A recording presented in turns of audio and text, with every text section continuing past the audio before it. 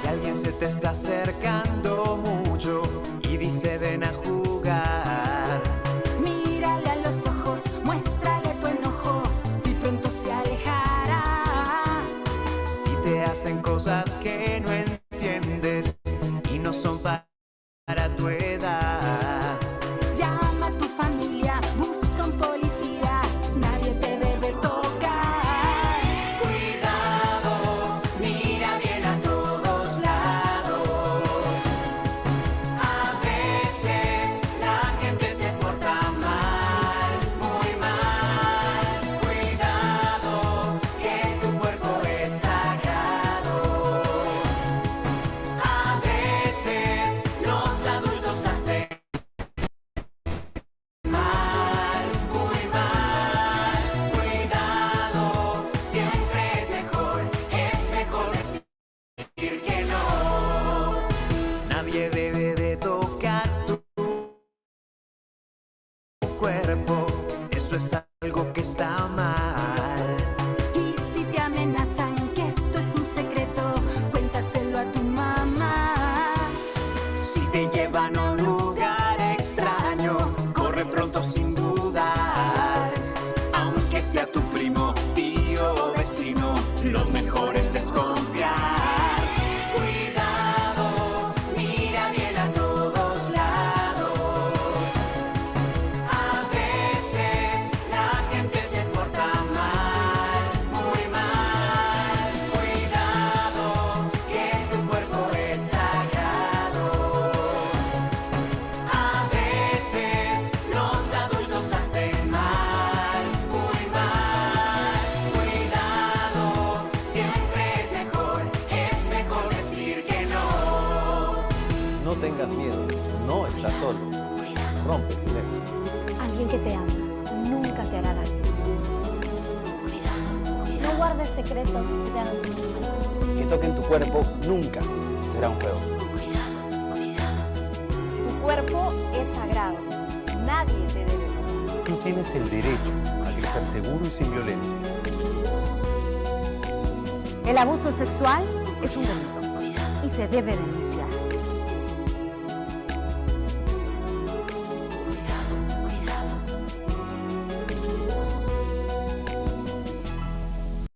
Buenas noches, bienvenidos al curso Formando Apóstoles de la Prevención.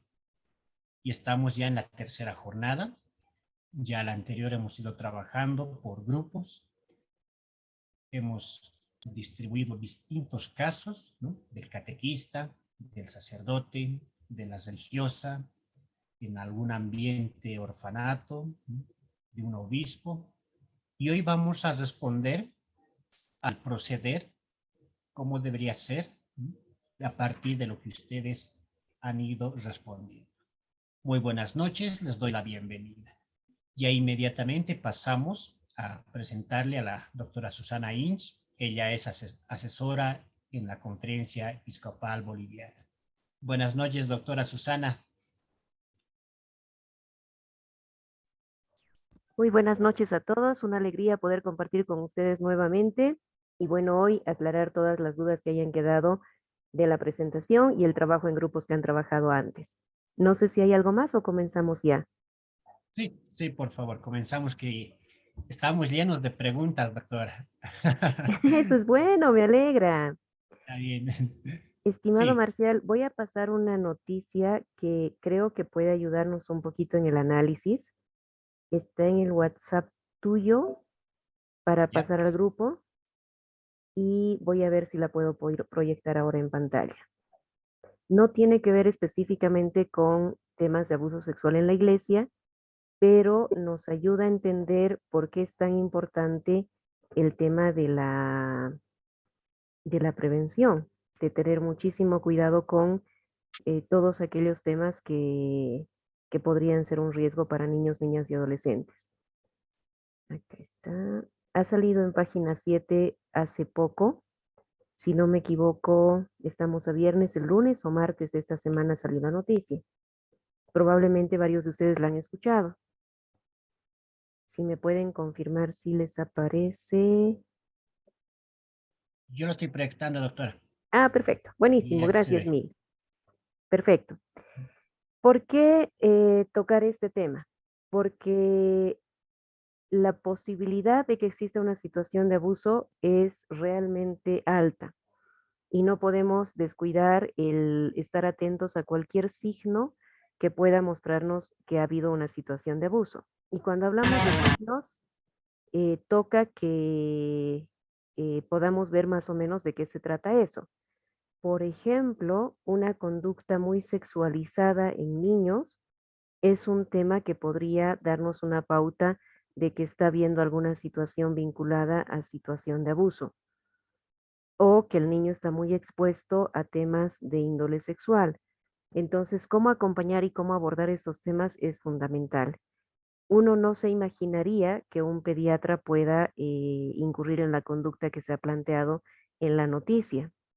Por supuesto, todavía partimos de que puede haber la presunción de inocencia, pero los relatos que se han ido dando son realmente preocupantes. Entre otras cosas, a mí como mamá me llama mucho la atención que haya habido niñas que asistían a consulta, y siendo evidentemente preadolescentes, adolescentes, sin una compañía que esté atenta a cualquier situación que se pueda presentar. Este es el punto. De las dudas que ustedes han planteado y del trabajo en grupos que han hecho, uno de los temas que me ha convocado particularmente tiene que ver con esto. Entonces, quería comenzar con la idea fuerte de lo que significa el prevenir y el estar atentos siempre, no solo en nuestro propio ámbito familiar, sino también en el colegio o en los espacios catequéticos en los que estemos, o en grupos, no sé, por decirles algo, juventud misionera o niñez misionera, infancia misionera, cualquier otro espacio en el cual haya presencia de niños que están en contacto con adultos y donde tenemos que tener mucha más atención para prevenir que no se den conductas de este tipo. Entonces pueden ir viendo ustedes la noticia que se presentó. Evidentemente las 3 personas que denuncian son personas hoy ya mayores de edad que denuncian hechos que han ocurrido cuando eran menores. Hay un solo caso de una muchacha de 16 años que formaliza la denuncia y pone en evidencia el grave riesgo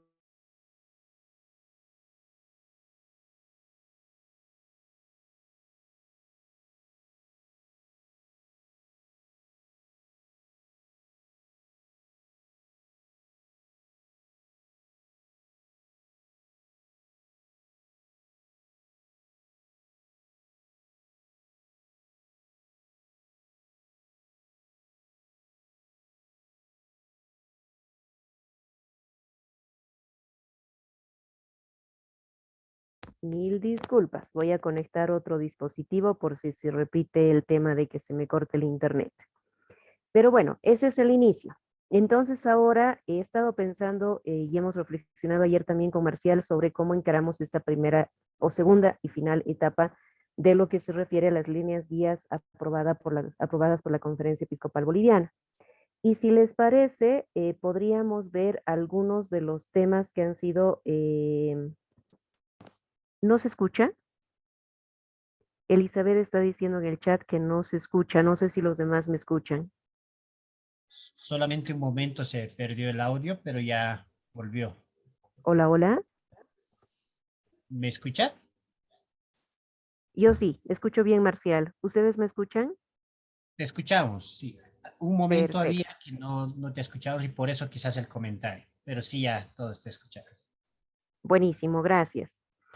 Rescato las dudas más recurrentes que ustedes han tenido y después sí podemos tener un espacio en el que por grupos pudieran presentar una o quizás 2 preguntas para que podamos aclarar, considerando que tenemos el tiempo en contra y que vamos a tener que ser lo más breves posibles para poder abarcar todo lo que es poder ver las dudas que han tenido.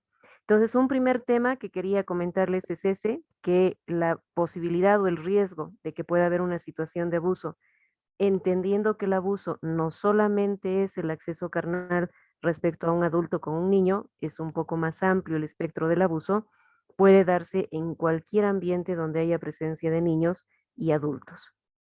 Por eso, como iglesia, estamos especialmente interpelados a que cualquier ambiente donde haya presencia de niños tenga los debidos cuidados. Y cuando hablamos de debidos cuidados, podemos referirnos a los ambientes seguros.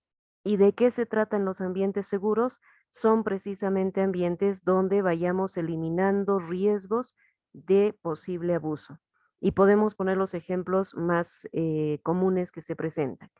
Por ejemplo, lugares en los que hay poca luz o donde hay poca transitabilidad de personas.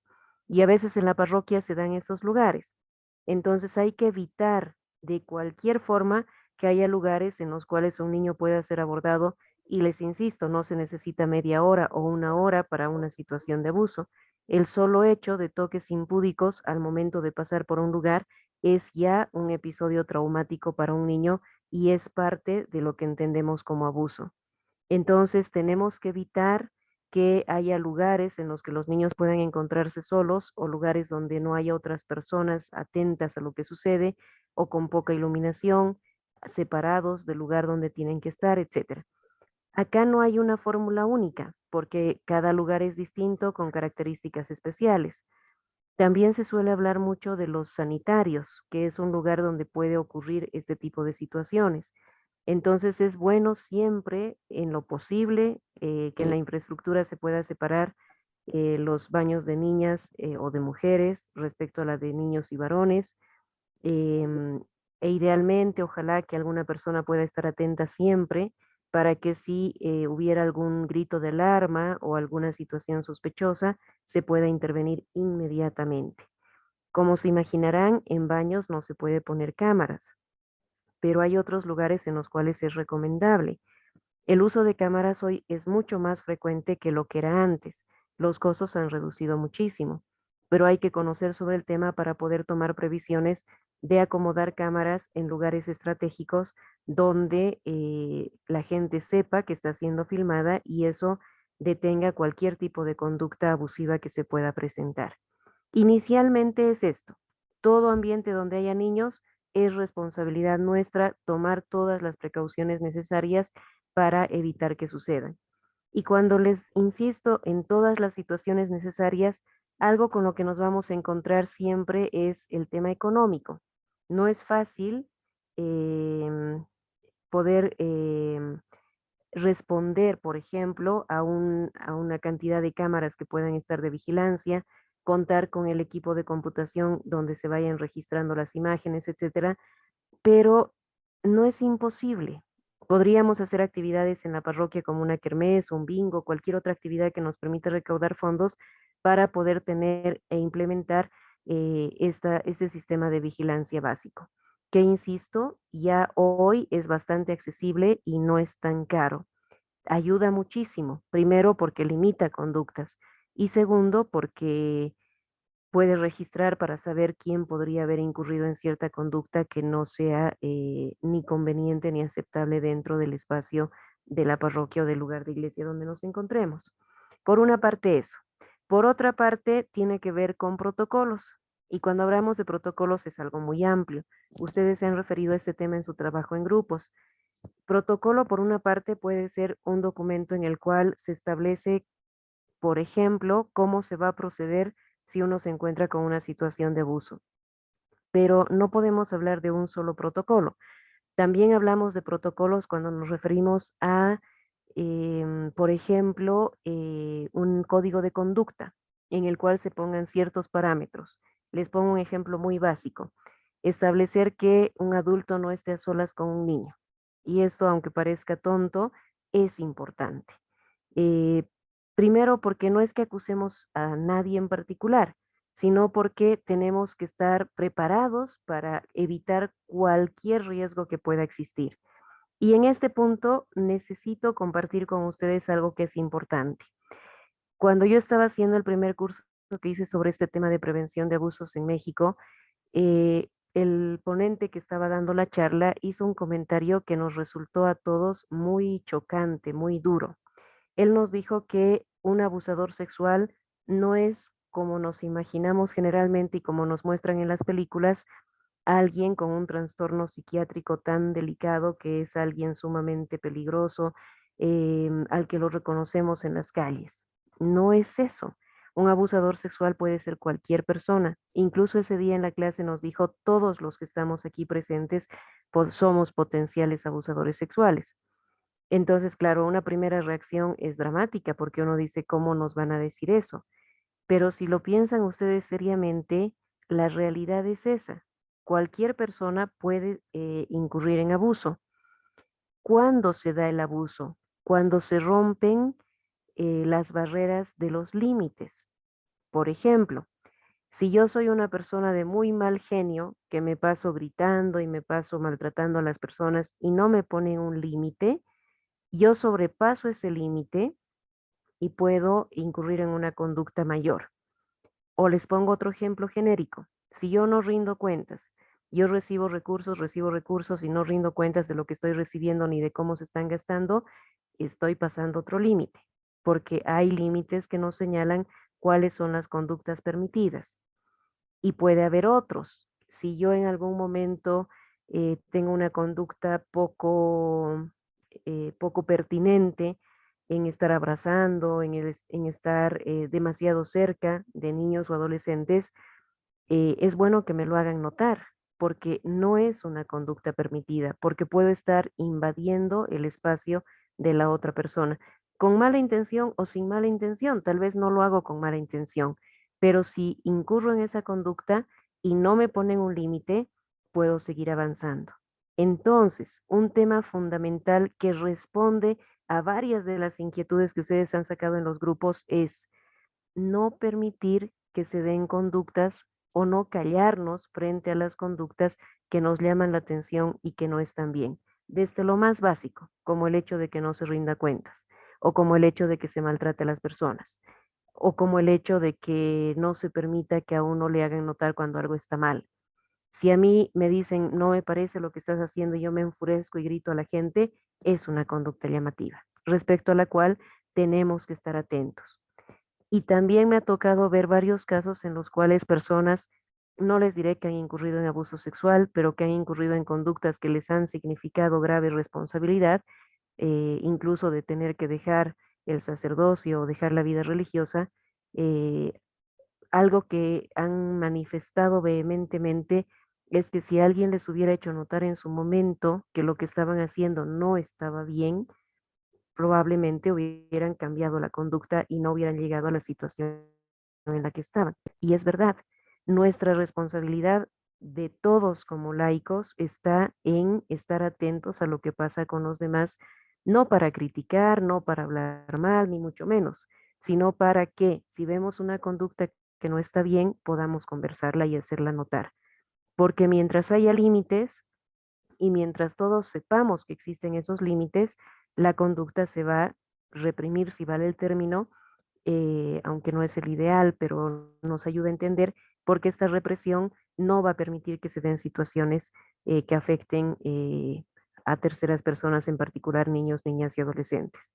Esto es esencial y quería poner énfasis hoy día en este punto porque de verdad estoy convencida de que muchas cosas terribles que han pasado podrían no haber sucedido si hubiéramos estado todos más atentos y reconocer cuando algo está mal.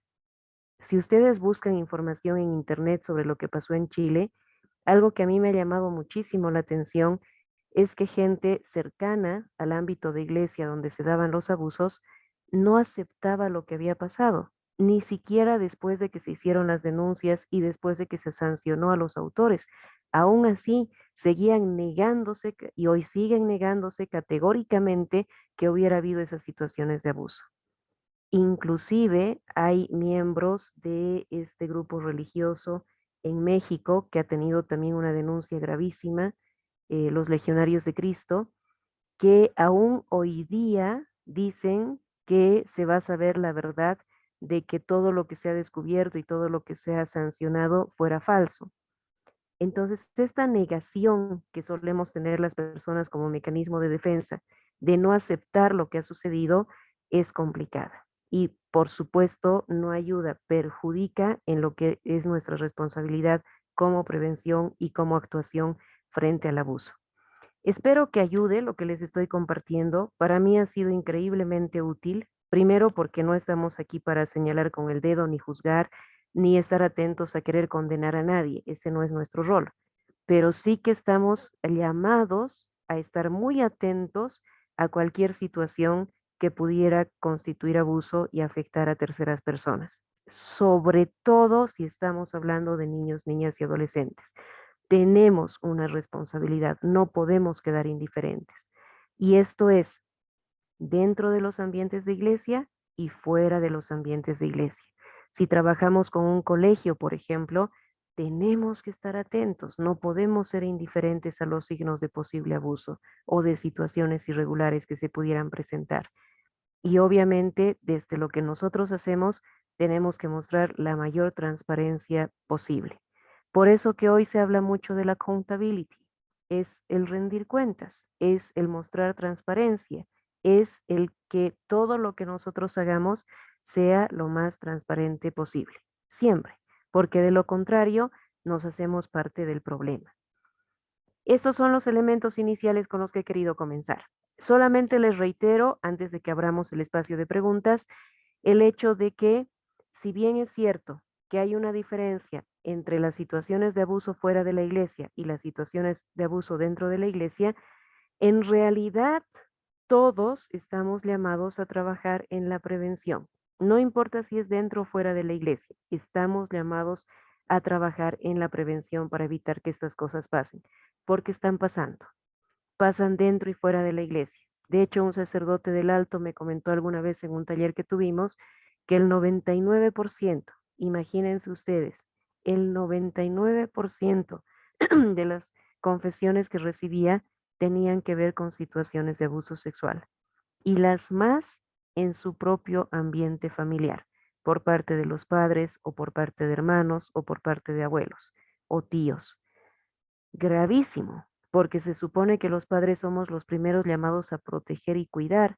Un niño que es vulnerado por uno de sus padres, que es quien debería cuidarlo y protegerlo de todo lo demás, tiene un trauma impresionante, porque no solo hay un agresor que lo ha maltratado y traumatizado, sino porque ese agresor es quien debió cuidarlo, quien debió protegerlo. Doble grave situación que va a afectar siempre su vida. Entonces, sea lo que sea que hagamos y estemos donde estemos siempre atentos a cualquier signo que pueda mostrarnos que hay una situación de abuso. Y desarrollemos los mecanismos para responder o actuar frente a esa situación de abuso.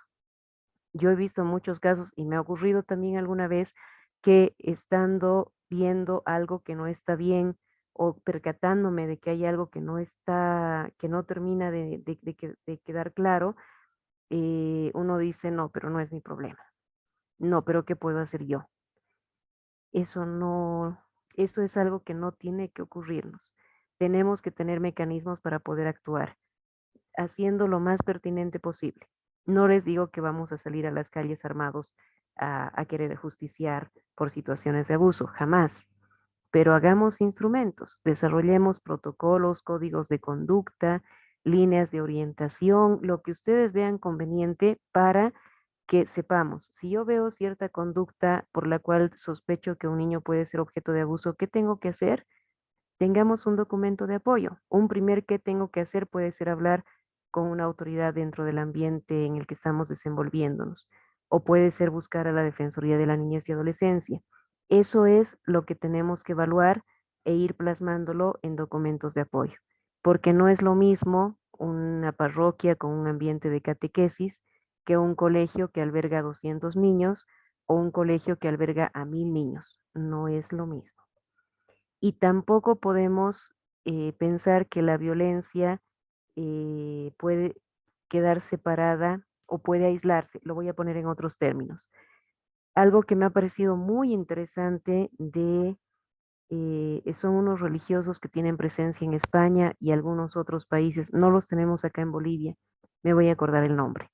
Tienen un colegio en España que alberga a más de 5000 estudiantes. Imagínense lo que es el bullying en ese colegio. no solo el bullying, sino el acceso a la pornografía, por ejemplo. Entonces, el colegio ha desarrollado un sistema informático por el cual, con la autorización de los papás de los chicos, detectan cuando los chicos están entrando a páginas pornográficas. Y además de que se bloquea la página, ellos reciben el dato, sea la hora que sea, día, noche, día particular, fin de semana o el día que fuera, reciben el dato. Entonces ellos ya saben qué chicos están entrando en este tipo de actividad vinculada a la pornografía. ¿Y por qué eso ayuda? No para condenarlo al chico, ni para ponerlo a un lado, ni mucho menos, sino para poder comenzar a dialogar con él y explicarle por qué la pornografía es un problema serio. Hoy se considera a la adicción a la pornografía un vicio tan terrible como lo es la drogadicción, para que entendamos nosotros que no es algo inocuo, es algo realmente grave. Entonces, poder estar atentos, comunidad educativa o como padres, profesores, cuando se dan este tipo de situaciones, puede prevenir muchísimo. Y también la formación, la capacitación, etcétera. Estos temas son fundamentales. En Santa Cruz, una persona del Consejo de Laicos me decía que ve tanta situación, no digo que sea distinta en el occidente, pero les comento porque esa persona me lo transmitió, el tema del hacinamiento de las familias, el que vivan padres, hijos en en una misma habitación y que los chicos estén escuchando cuando los padres tienen relaciones sexuales, es un tema que afecta el desarrollo sexual. Y se han dado muchísimos casos de hermanos mayores que terminan abusando sexualmente de hermanas menores. Entonces no es indiferente para nosotros, tenemos que estar atentos y tenemos que ir identificando estos temas respecto a los cuales podemos y debemos comenzar a actuar para evitar que ese tipo de situaciones sucedan.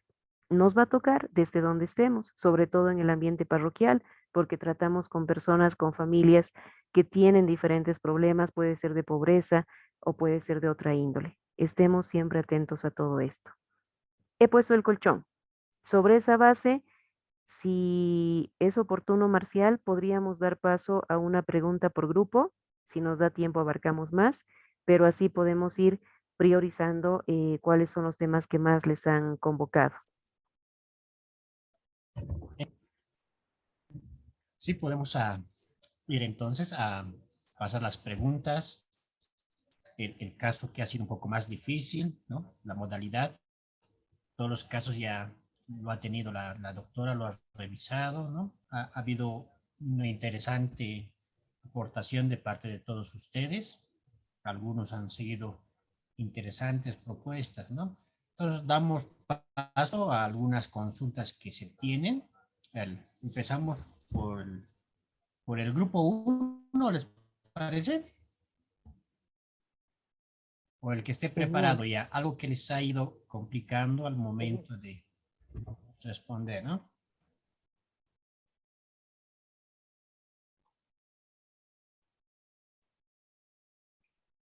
Ya. Bien. Todo estaba claro entonces. ¡Wow! Vamos a poder quedar contentísimos. ¿Sí, no? Ahí están, ya están animando, ¿no? Y, por ejemplo, doctora, en los casos siempre de abusos, que ahí está ya Rosario. A ver qué pregunta nos tiene. Rosario, por favor, te escuchamos.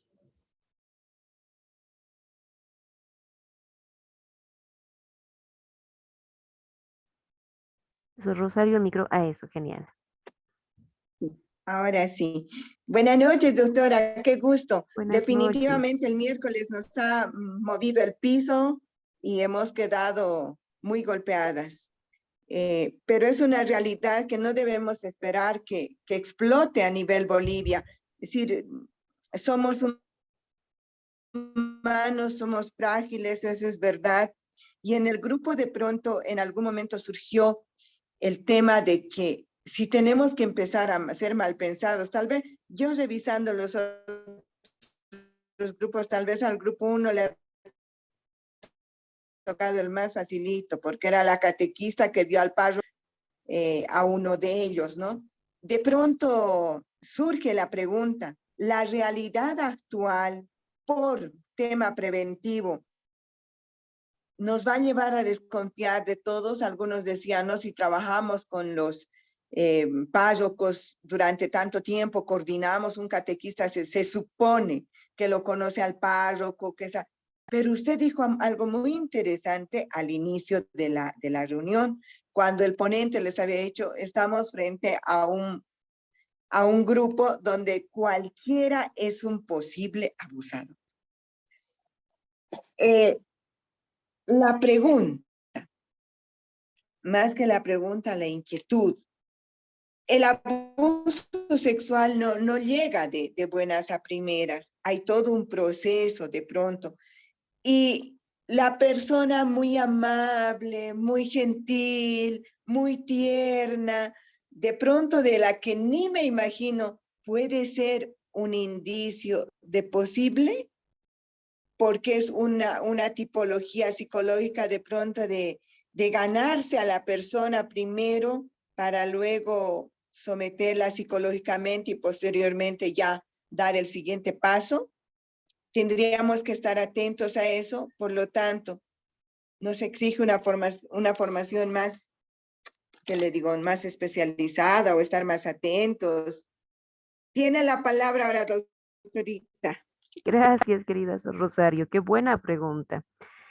Sí, la respuesta es sí. Y también decir que estamos aprendiendo cada día. Dos cosas que me parece importante compartir. Una, hemos discutido hartísimo, sobre todo en CEPROME, que son los que han encarado, diría que con más continuidad este tema. Uno es este hecho de que no se puede calificar o no se puede suponer que una persona es o no un abusador o un posible abusador o abusadora sexual.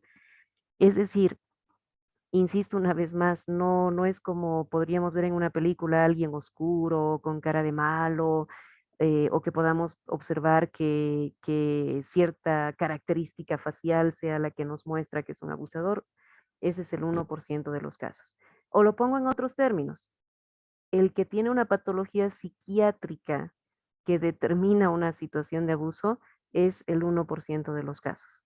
Por decir algo, los que han visto esta película con Aníbal Lecter de un caso de un psicópata, para decirles, psicópatas que abusan de niños es el 1%. O sea, no estamos hablando de esos casos extremísimos psiquiátricos. Estamos hablando de gente que vemos todos los días y que el problema, y esto no les digo que es una receta mágica, sino que es lo que se ha observado durante años de estar revisando y analizando esto, es cualquiera de nosotros. ¿Qué determina? Y este tema de cualquiera de nosotros a mí me ha sacudido muchísimo porque me he puesto a pensar y he dicho, pucha, yo podría hacer algo así. Y lo primero que me viene a mi cabeza es mi hijo. Entonces, claro, me entra una angustia y una desesperación de pensar que mi hijo esté en una situación así y ese es mi límite. Yo sé que hacer daño a un niño, lo primero que vendría a mí es mi hijo. Lo que no es una receta para todos. Puede haber otra persona que sea un sobrino, que sea un hermano, que es lo que le toca el corazón y lo que le va a inhibir a nunca incurrir en una conducta que pueda dañar intencional o no intencionalmente, sobre todo a niños, niñas y adolescentes. Entonces, un primer tema es este. Y un otro tema que quiero comentarles, que eso nos comentó alguien que trabaja en la Santa Sede, es que cuando el Papa fue a Chile, el Papa estaba convencido de que las denuncias eran falsas, porque no se olviden que siendo un obispo argentino, no faltó el obispo, amigo del obispo, que llegó hasta el Papa y le dijo, mira, en Chile nos están haciendo algo terrible, es un daño que quieren hacer a la iglesia, están usando este tema del abuso sexual para atacarnos, cuando en realidad todo eso es mentira. Entonces, cuando él fue a Chile, estaba convencido de que todo era mentira. Algo pasó en Chile, no solo la forma en la que reaccionó la gente y cómo lo agredieron, porque lo rechazaron muchísimo por su actitud mostraba que él no creía que la situación de abusos era cierto, y el Papa tiene un problema que muchos tenemos de ser muy expresivo con el rostro. Entonces con su cara dice muchas cosas. Eso me ocurre a mí también. Y él mostró que no creía en el tema de los abusos. Y eso generó una reacción negativísima de la gente en Chile que derivó después en mucho tema de quemas de iglesia y muchas agresiones a la iglesia. Pero, ¿qué pasó con el Papa? Y lo que nos decía este sacerdote, que a mí me impactó mucho, nos dijo, si el Papa, que es un hombre viejo, ha sido capaz de entender que el abuso no es algo insignificante, ¿cómo nosotros no vamos a ser capaces de entender eso? ¿Por qué? Porque el otro problema grave que tenemos dentro y fuera de la iglesia es que minimizamos. Yo he escuchado muchas veces a gente decir, pero bueno, qué pena que pasó por abuso cuando era chico, pero pasó, ya, tiene que olvidarse y seguir su vida. Y muchos hemos asumido esa postura en algún momento de decir, que realmente qué pena que pasó por esa situación de abuso, pero ni modo, ya pues, a seguir. Otra cosa que entendió el Papa y que entendió con esos 3 casos, que son las 3 víctimas emblemáticas, el médico, el teólogo y el otro que es periodista, que está en Estados Unidos, es que son vidas rotas. No es verdad que alguien que ha sufrido abuso sexual se olvida y pasó y punto. Puede ser cierto que algunos lo guardan, no exteriorizan el abuso que han sufrido, pero no significa que se olvidan o que pase. Es algo que les va a acompañar toda la vida. Entonces no podemos creer que el abuso sea algo que, bueno, qué pena, pero pasará y punto. No es así. Marca vidas definitivamente. Por eso es tan importante que nosotros estemos atentos y actuemos. Y frente a la pregunta que es muy valiosa, Sor Rosario, desconfiamos de todos. Yo les diría, porque yo he lidiado con eso, hemos estado un mes en México y ha sido un mes que les aseguro ha sido uno de los más difíciles de mi vida, porque uno enfrenta los peores demonios que tiene dentro. Y yo he lidiado con eso y he dicho, ¿y ahora qué? ¿No se confía en nadie o se confía en todos? Y es que la respuesta a eso es, no es que desconfiemos de todos, pero estemos atentos a todos. Y no porque quizás lo que a mí me ha ayudado a sopesar esto y a digerirlo ha sido, a mí no me toca ir a condenar, ni me toca ir a juzgar, ni me toca estar atenta para decir este o esta desgraciado o desgraciada. No, sino estar atentos a si hay algo que vemos que no está bien, eso es sobre lo que tenemos que actuar. Es decir, si nosotros vemos que nuestro párroco está saliendo con muchachas jóvenes y que vemos que tiene una conducta medio especial, no se trata de este desgraciado, infeliz, no, se trata de estar atentos y decir, mira, esto no está bien. Si tú haces estas cosas o si usted hace estas cosas, puede acarrear otros problemas, porque aunque no lo esté haciendo de mala fe, no está bien y hay que corregir, hay que adecuar esas conductas para evitar que algo que comienza inocentemente se pueda convertir en algo más grave.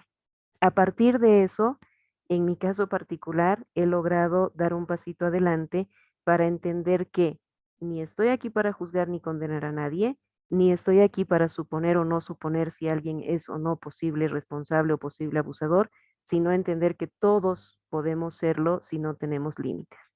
Y nuestra responsabilidad está en alertar sobre esos límites, estar atentos sobre esos límites. Y también quiero compartirles con el corazón abierto que no es fácil tratar este tema. Van a encontrarse con muchas puertas, les van a dar con la puerta en la cara muchas veces, porque es un tema muy difícil. Aceptar, asimilar algo como esto es muy delicado. Entonces, con seguridad, que muchas veces que intentemos hacer algo con el corazón, vamos a encontrarnos con que nos den con la puerta en la cara. No tiene que desanimarnos, tenemos que seguir adelante. Yo suelo repetirme mucho, si no logré que me escuchen es porque no lo he planteado bien. Entonces, ¿de qué otra manera se puede lograr plantear para que pueda recibir una escucha y tener algún margen de apertura?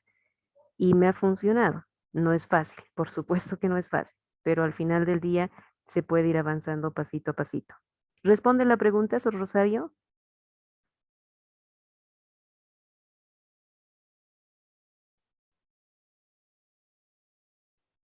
Voy. Doctorita, muchas gracias. Sí, definitivamente es un tema de límites, es un tema de marcar la cancha, si se quiere, ¿no? De decir, a ver, todos quienes formamos parte de esta institución eclesial, ¿cuáles son los límites? ¿Cuál debe ser nuestra forma de comportarnos con nuestros niños de catequesis, con nuestros misioneritos, con nuestros jóvenes? Es decir, es re importante, es como la muralla preventiva, si se quiere, porque si la persona sabe que va a poner esa muralla o ese límite, sabe a qué riesgo se está sometiendo. Pero eso implica que también estemos atentos, no basta con dar la norma, sino que hacer un acompañamiento, y eso implica tal vez una continua formación en valores, en la misma, al inicio es decir, hemos abierto estos talleres con la pincelada del doctor Genaro, que nos habló desde la teología y la Biblia, lo bíblico y lo teológico del sexto mandamiento. Implica eso, ¿no? Ir continuamente formando a todos los miembros de una institución, más aún si es de iglesia, porque lamentablemente en el tema de iglesia suena más un árbol que cae que los 1000 que crecen en el bosque, de actividad, de entrega. ¿Cuántos sacerdotes realmente innumerables han entregado su vida en el campo de misión? Pero basta con 1 o 2, eso sí que suena, va por las redes, pero no aquel padrecito que 70 años ha llegado aquí a sus 20, 25 y 70 se ha entregado plenamente, ¿no? Muchas gracias por toda la iluminación, doctorita, pero sí me quedo con eso. Todo depende de poner límites. Muchas gracias. Un gusto. Y esa lección que se ha encontrado a lo largo de varios años ha sido muy valiosa y que además estoy convencida de que tiene que ver con todas las situaciones de violencia. También no se olviden ustedes que hay muchísima violencia en contra de la mujer, o hablemos en violencia en genérico actualmente. No es casual que haya tanto feminicidio, también tiene que ver con este tema. Si no logramos encontrar el poner límites oportunos a las cosas, podemos el día de mañana lamentar muchísimo. Si ustedes escuchan testimonios en las noticias, como mi amiga la mató, pero se lo dijimos en su momento que tenía que alejarse y no se alejó, trabajar en esto, trabajar en la autoestima y en el identificar cuando hay un riesgo de violencia es súper importante, más allá de que sea violencia sexual o sea de otra índole. Este tema creo que vale la pena profundizarlo y trabajarlo mucho todos, porque puede ayudar a cambiar esta realidad tan dramática que atravesamos de la violencia. Y ahora sí, Paula, por favor, adelante.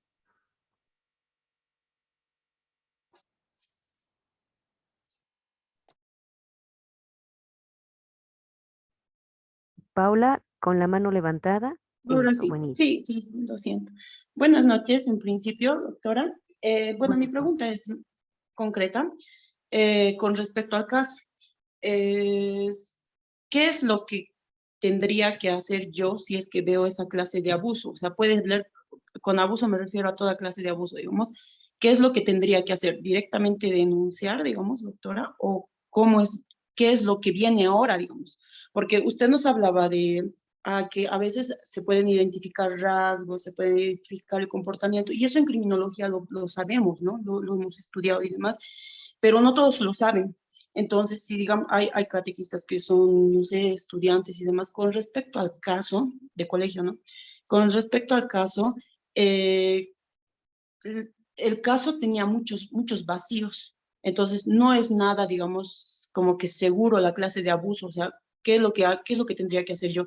Tendría que ir preguntarle al niño qué ha pasado, así, o indagar más, o qué es lo que hago ahora, doctora, porque tal vez muchos no lo saben, tal vez lo puedo resumir, va a disculpar. El caso es donde el niño, el sacerdote, el cura lo lleva al niño a su oficina, que su oficina es en el otro extremo, dice, ¿verdad? Entonces, yo he visto eso, digamos, yo soy la catequista que ha visto eso, pero yo tal vez en mi mente yo puedo pensar que sí está pasando algo malo, digamos, cualquier forma de abuso, pero y tal vez me estoy equivocando y estuviera accionando mal en contra del sacerdote. Entonces, ¿qué hago? Nosotros como grupo dijimos la investigación, pero la investigación no todos lo podemos hacer. Yo, por ejemplo, digamos, tal vez no podría realizar esa clase de investigación. ¿A quién digo, a quién pido ayuda o qué prosigue, doctor? Por favor. Qué buena pregunta, Paula, y tiene que ver con los dos caminos que se abren. Si hablamos de un sacerdote, sería distinto si hablamos de un catequista o de un seminarista. Si hablamos de un sacerdote, se abren dos caminos. Uno, el de la vía ordinaria, y otro, el de la vía canónica. El de la vía ordinaria, que es el primero que tenemos que tratar, tiene que ver con la obligación que nos impone el Código Niño, Niña, Adolescente de denunciar cuando exista alguna sospecha de que puede haber situación de abuso sexual, que puede ser en la casa, puede ser en el colegio, puede ser en cualquier otro ambiente. El tema es un niño del que nosotros tenemos conocimiento que puede estar expuesto a alguna situación de abuso sexual. Ahora, esto dicho en teoría puede sonar hasta sencillo, pero ponerlo en práctica es otra historia. Si ustedes identifican que puede haber una situación de abuso sexual, como dice Paula, ¿cuál podría ser la primera acción que nosotros tomemos? Y una primera acción podría ser querer hablar con el niño. Sin embargo, tenemos que tener muchísimo cuidado en este tema porque algo que nosotros hagamos mal puede revictimizar al niño y puede generarnos responsabilidades penales a nosotros. Este era el tema que anteayer, les comentaba del que discutimos con el padre Roberto Boceta, porque él pensaba en un niño que sufrió abuso sexual cuando era niño, pero ya hoy era adulto. Yo estaba pensando en el niño que sufrió abuso sexual y seguía siendo niño. Y yo le decía al padre Roberto, no puede hablar con él. Y él me decía, ¿cómo no voy a hablar? Tengo que preguntarle qué ha pasado. Le decía, no puede hablar con él porque se necesita un protocolo. Para eso existe la cámara GESEL. No se interroga a un niño, no se le hace preguntas directas. Tiene que haber un psicólogo o psicóloga que bajo ciertos protocolos le pueda hacer una entrevista con juegos de manera que haga menos traumático el proceso para ese niño. Miren ustedes que yo estaba pensando en el niño. En cambio, él estaba pensando en un adulto que sufrió abuso sexual cuando era niño. Obviamente que si es adulto el tratamiento será diferente, sí se puede dialogar, sí se puede acompañar, sí se puede, no sé, brindar el tipo de ayuda que esté a nuestro alcance, pero con los niños no, porque algo que nosotros hagamos de la mejor voluntad del mundo puede llegar a constituir una revictimización. Y es por eso que las defensorías de la niñez tienen protocolos específicos, tienen cámaras GESEL para poder hacer la entrevista con el niño. Nosotros tuvimos una experiencia en la conferencia episcopal respecto a la posibilidad de una situación de abuso por parte de un sacerdote respecto a un muchacho que participaba de la catequesis de primera comunión. La primera reacción en el marco de lo que estamos hablando y nuevitos en este tema fue querer ir al Ministerio Público a denunciar y nos dimos con un palmo de narices. El Ministerio del Público no recibió ninguna denuncia. Y si ustedes lo piensan, y yo lo analicé después con calma y dije, es que es complicado que como iglesia nosotros nos metamos a denunciar. ¿Por qué? Porque la denuncia hay que demostrarla. No se olviden que existe el delito de acusación y denuncia falsa. Entonces no podemos lanzarnos a querer denunciar sin tener mayor evidencia, por una parte. Por otra parte, si denunciamos, tendríamos que tener la capacidad de demostrar lo que estamos denunciando. Y si la víctima no participa, ¿cómo lo demostraríamos? No está a nuestro alcance denunciar. Entonces, mi conclusión, que no digo que sea absoluta ni que sea una verdad, es que no es ir directo al Ministerio Público, porque no estamos en capacidad de ser nosotros los denunciantes y de aportar toda la carga probatoria para la denuncia. Es ir a quien sí tiene que acompañar al niño, niña o adolescente y que puede promover la acción penal si identifica que realmente hubo la situación o que hay una seria sospecha de que hubo la situación de abuso. ¿Quién es? la Defensoría de la Niñez y Adolescencia. La norma les da la atribución, les da la tuición de intervenir directamente. Si ustedes se imaginan que es un niño que sufre abuso sexual por parte de su padre o su padrastro, les toca ir a la casa y sacar al niño, o por lo menos ir a ver cómo está la situación en la casa. Tienen la tuición para eso y tienen la cámara GESEL y se supone que tienen profesionales que tienen que acompañar estas situaciones. ¿Por qué digo suponen? Porque también tenemos que ver la otra realidad. ¿De quién dependen las defensorías de la niñez y adolescencia? De los municipios. Los municipios son los que se les ha dado la competencia con las autonomías, incluso antes de las autonomías, pero mucho más con las autonomías post Constitución del 2019, del 2009.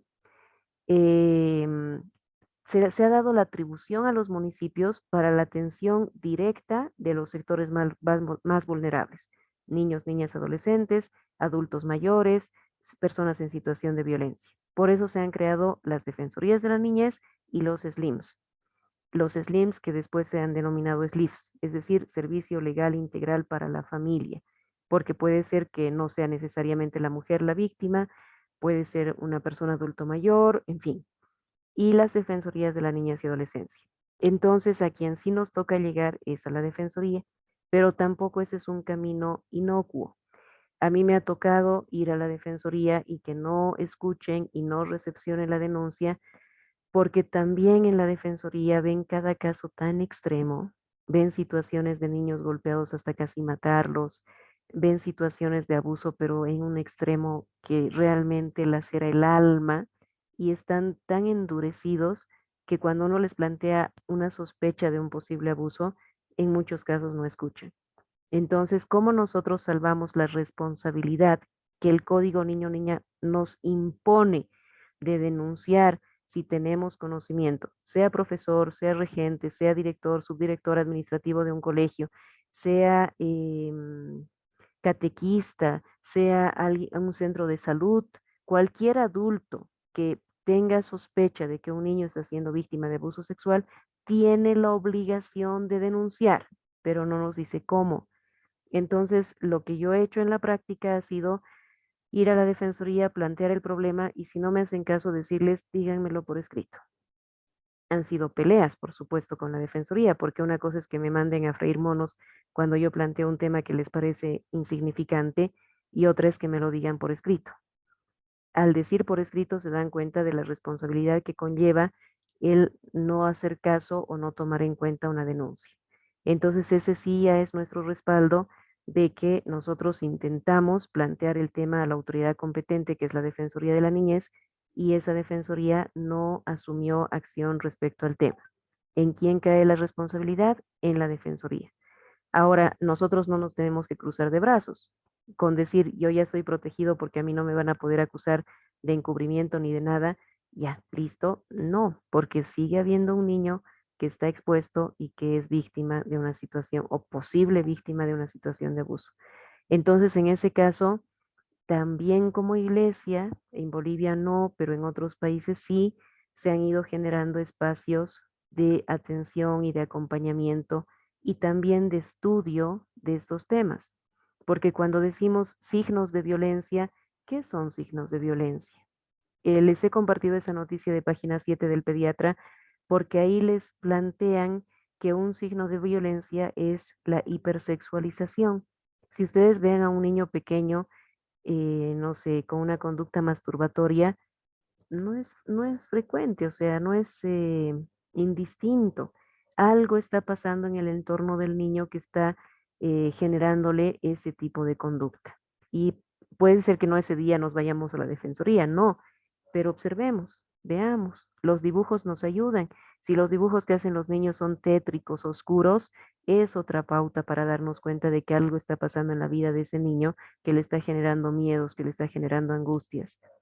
Y no es una receta, ven ustedes, puede haber 1000 cosas más que nos alerten, que yo no las sé y que muchos no las sabemos, pero que ustedes pueden encontrarlas. Entonces vayamos generando. Hoy se está intentando hacer un decálogo de conducta de decir, por ejemplo, evita estar a solas con un niño en un ambiente cerrado. Puede ser que tú seas la mejor persona del mundo y que no vas a hacer nada malo, pero no solo seas, también mostrate así. Es decir, no hagas nada que pueda entenderse mal, aunque tú tengas la mejor intención del mundo. Otro ejemplo tonto que les pongo, no acepten llevar, por ejemplo, CDs de favor sin saber qué contiene el CD. Imagínense que contiene pornografía infantil. Puede ser que ustedes terminen acusados por trata, tráfico o por exhibicionismo, por no sé cuántas cosas, sin tener nada que ver con el asunto. Entonces tenemos que estar, además de ser una persona cabal, coherente, etcétera, tenemos que tener el debido cuidado de no caer en una situación que complique las cosas. Entonces, todo esto que les digo resulta de, ya les diría, algunos años de estar trabajando, estudiando el tema, y segurísimo que se irá encontrando muchísimo más y descubriendo muchísimo más y que ustedes pueden aportar muchísimo a poder, no sé, de pronto ustedes ven prioritario, hagamos un protocolo de, de lo que se refiere a los ambientes catequéticos. O sea, qué cosas mínimas, básicas tenemos que tomar en cuenta nosotros. Y empiezan a notar. Después de un tiempo se van a dar cuenta de que hay que ajustar, aumentar o quitar. Lo hacen, porque esa es nuestra tarea, ir perfeccionando cada vez más y aprendiendo cada vez más de todo lo que es esta situación. Espero haber respondido la pregunta, Paola. Paula.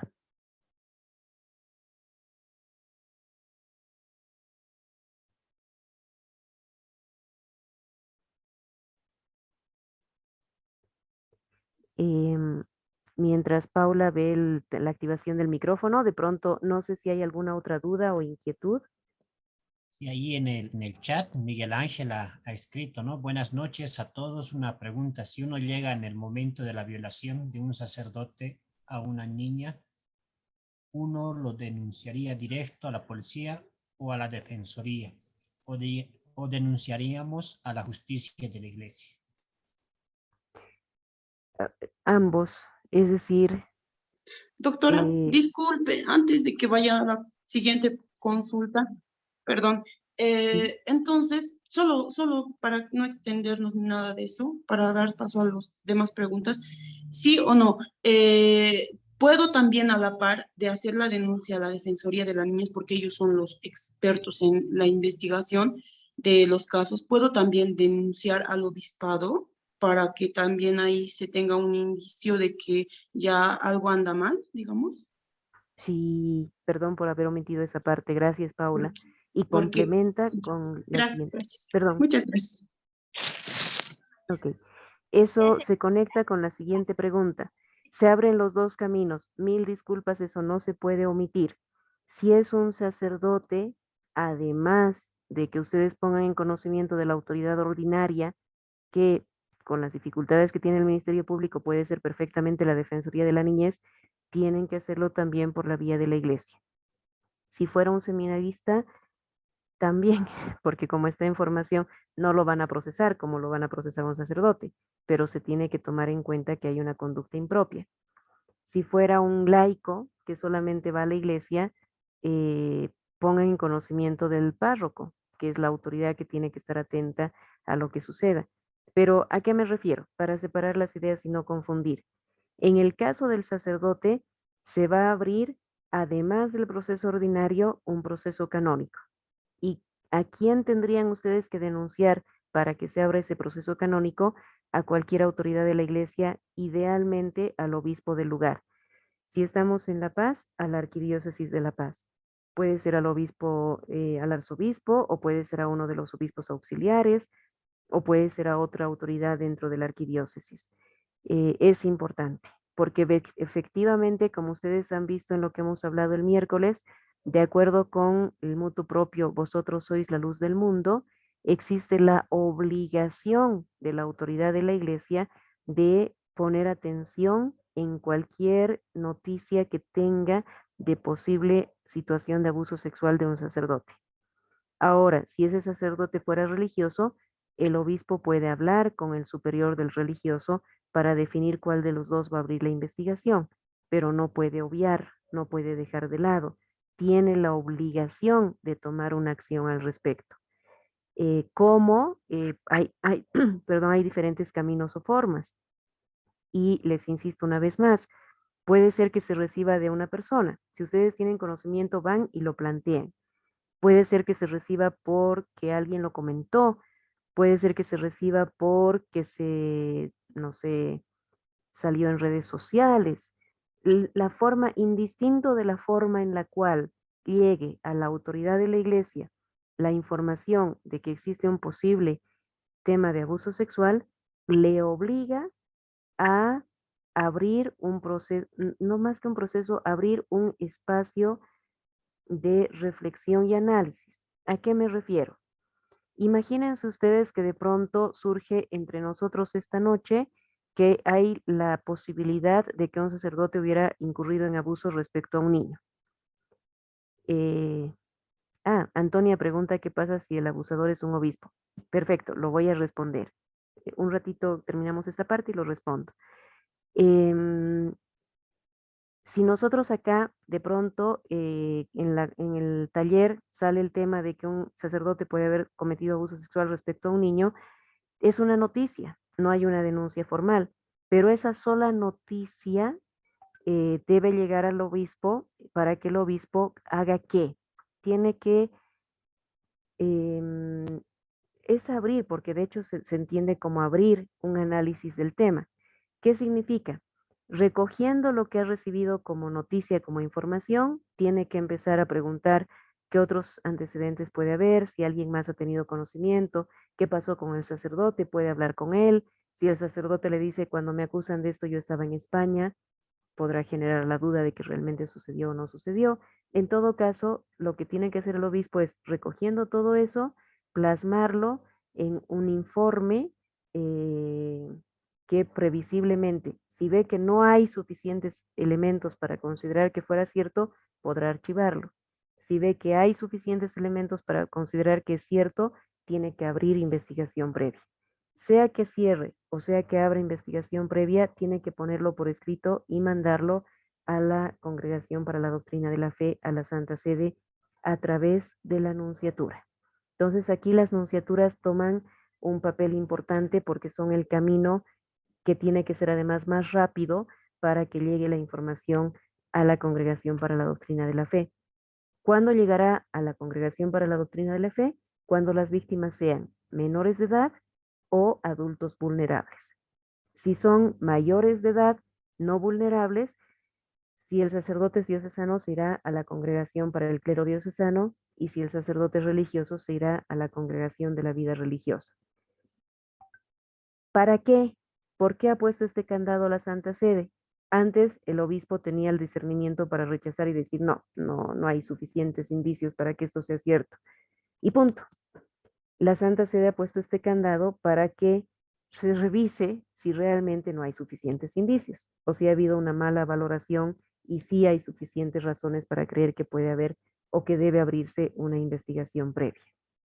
Entonces, la obligación que se ha ido imponiendo a través de Santitatis Tutela y de Vosotros sois la luz del mundo, además del Código de Derecho Canónico, es que la autoridad de la Iglesia, sea un superior religioso, sea un obispo, debe hacer el discernimiento primero para saber si abre investigación previa o no.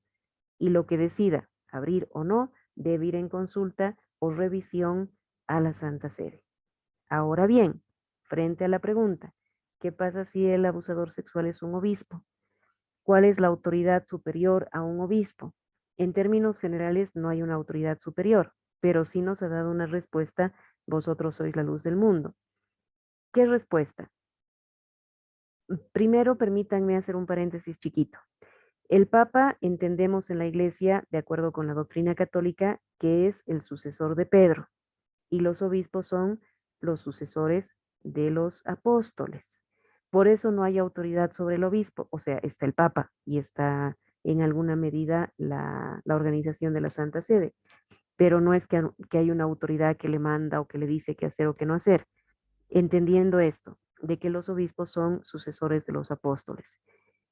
Pero para este tema en particular, o lo voy a poner en otros términos, el arzobispo de La Paz no le puede decir al obispo de Coroico qué hacer o no hacer. No es autoridad sobre el obispo de Coroico. Sin embargo, cuando nosotros nos encontramos con una posible situación de abuso sexual por parte de un obispo, lo que la Constitución Apostólica en forma de mutu propio, vosotros sois la luz del mundo, nos está diciendo es que se tendría que acudir o al responsable de la provincia eclesiástica, porque las iglesias particulares se reúnen en provincias eclesiásticas, o al obispo más antiguo. Es la edad la que puede marcar el hecho de que un obispo pueda asumir conocimiento de una denuncia por posible abuso sexual por parte de otro obispo. Entonces, los dos criterios que nos está dando vosotros sois la luz del mundo son o que se actúe con el responsable de la provincia eclesiástica o que se actúe a través del obispo más antiguo, entendiendo que su antigüedad le da un margen de autoridad moral sobre el otro obispo. Insisto un poco en la autoridad moral, no es ejecutiva, no le dice qué hacer o no hacer, pero sí tiene una autoridad moral. Y cuando hablamos de provincias eclesiásticas, por ejemplo, La Paz, Oruro, Coroico, El Alto, son parte de la provincia eclesiástica de, no me acuerdo si la denominación es Occidente. Potosí, Sucre, Tarija son parte de valles, entonces tienen otra forma de organización de estar agrupados. Y en el oriente hay otra provincia eclesiástica. Entonces, ahorita no me acuerdo de memoria, pero podemos ubicar bien la información para que ustedes la tengan. La opción, las arquidiócesis son las que están a la cabeza de provincias eclesiásticas. Tendríamos 4, pero yo les puedo pasar después la información más precisa. Y todavía queda la posibilidad, ¿qué pasa si es el arzobispo, no sé, de cualquier parte, cabeza de provincia eclesiástica, el acusado? Volvemos al criterio. Entonces, el más antiguo a él es a quien se tendría que acudir para que esa autoridad sea la que haga el discernimiento y eventualmente abra la investigación previa. En el peor de los casos, si no se encuentra nadie que pueda hacer eso, porque era el más antiguo, vamos a imaginar lo peor, la cabeza de una provincia eclesiástica que además es el más antiguo de los obispos y está acusado, o es a quien se está denunciando. Entonces le toca actuar al nuncio. Pero siempre va a haber alguien a quien se pueda acudir para plantear la denuncia o la noticia de que puede haber habido una situación de abuso sexual. ¿Qué pasa si no nos hacen caso? También hay que analizar el escenario. Y vosotros sois la luz del mundo, lo ha planteado así. Ha generado responsabilidades. Nos ha planteado que quien no haga caso va a ser procesado por su responsabilidad, no de abuso sexual, sino de no haber actuado frente a una denuncia de abuso sexual. Y ya hay un caso en México y otro en España en el que están procesando obispos por no haber actuado con la debida diligencia frente a una situación de abuso sexual. Abel, adelante, por favor. Muchas gracias, Susanita. No, simplemente un poquito lo que tú mencionabas, estábamos bien, pero si me permites un par de afirmaciones, ¿no? A ver, Claro. dentro del caso de cualquier tipo de abuso que sea en acto, que sea sorprendido, así sea el papa, el cardenal, el obispo, el nuncio apostólico, o el párroco, o el sacerdote, o el diácono seminarista, se actúan 2 elementos concretos, ¿no? Lo que tú mencionabas. Automáticamente la denuncia al instrumento legal que tiene todo país. En el caso nuestro, al órgano judicial, vía fiscalía, donde no siempre es necesario ir automáticamente a las defensorías, porque hacer una tipología, sí, la violación, ser un delito tipificado en el Código Penal, automáticamente se incurre, ya sea meramente por denuncia verbal o escrita, con un abogado, sin abogado, ante un fiscal o ante una unidad policial. Eso para tenerlo bien claro. Cuando se encuentra a cualquiera de estas personas, ya sea sacerdote o laico, automáticamente activar esta acción judicial. Segundo, cuando estamos viendo, al haber activado este acto judicial dentro del órgano judicial dentro de nuestro país, para la redundancia, vamos también a lo que es toda diócesis, todo arzobispado, y tú ahí me vas a poder un poquito aclarar, y también lo mencionabas, se han formado equipos de recepción de denuncias, ¿no? Entonces hay comisiones que tienen cada obispado, cada arzobispado, para cualquier tipo de denuncias, y hasta congregaciones que han activado equipos para recepción de todo tipo de denuncias. ¿Quiénes van a automáticamente, por la imposición que tienen como autoridad, direccionar, ya sea este obispo, no, sea arzobispo, sea cardenal, hasta el mismo papa, ¿no? Entonces, ahora, después de lo que se ha analizado en la Santa Sede, cierto, todo un protocolo de acción inmediata, ¿no? Uno, cuando hay un hecho fehaciente y que se ha encontrado en el acto, ¿no? Cuando tenemos sospechas, cuando hay sospechas en el sentido de algún tipo de abuso o alguna denuncia verbal, se activan también ambas ramas, ¿no? La vía ordinaria, ¿no? Directamente, a veces yo siempre digo a mis clientes, a veces ir a la defensoría es ir a perder el tiempo más valioso del mundo que hay, y nos olvidamos que hay elementos directos que nos da la normativa vigente, como la acción hacia la fiscalía o una entidad policial inmediatamente, ¿no? Quienes van a activar la querella o la denuncia, y si hay un tipo de sospecha, hablar, ¿no? Con el titular ordinario del lugar. Si es un seminarista, con el rector del seminario. Si es un catequista o un sacerdote que presta un servicio en la parroquia, es con el párroco. Si el párroco no responde, automáticamente con su medio superior, ¿no? Y se va subiendo. Pero más allá de eso, está lo que tú mencionabas otra vez, que ya hay equipos que se han formado en cada diócesis de recepción de ese tipo de denuncias, y quienes van a coger y automáticamente van a direccionar porque tienen esa potestad dada por la Santa Sede, ¿no? Entonces, simplemente un poquito para Por favor. retroalimentar lo que tú mencionabas, mi estimado Sanita. Muchas gracias. Gracias mil, estimado Abel. Quizás Me vale la pena equivocado mencionar feamente. que No, Abel es abogado. no, hace rato colgué porque estoy conectada a clases de Zoom desde mi celular. Maura, se le ha activado el micrófono sin querer. ¿Ya? Escúchame, Eso. dice que tu teléfono nos... Gracias. Perfecto, Marcial, gracias.